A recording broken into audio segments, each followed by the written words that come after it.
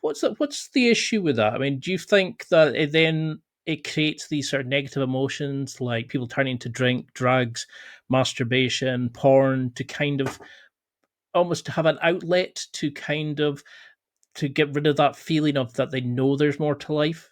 Is that the danger to this, that we are led into a society of wants rather than needs? We're kind of pushed into impressing the Joneses down the street rather than what we can create in the world and what we can give back to others.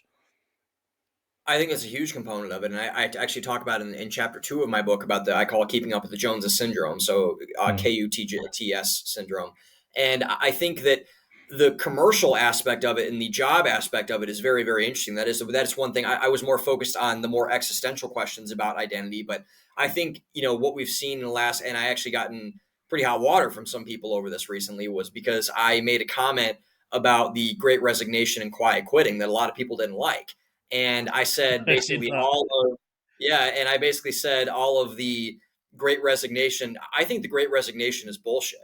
I think it's absolute bullshit on a lot of things. And mind you, I want to clarify this to something, because I think this is what a lot of people lost in the sauce. I am not a corporate shill. Like I work for a corporation in my day job, and I I'm very, very grateful to give me employment and an opportunity to do this with you. But I am probably the most anti-big corporation person you will meet in a lot of different ways. I don't like big things. I don't like big government. I don't like big corporations. I don't like big networks of people.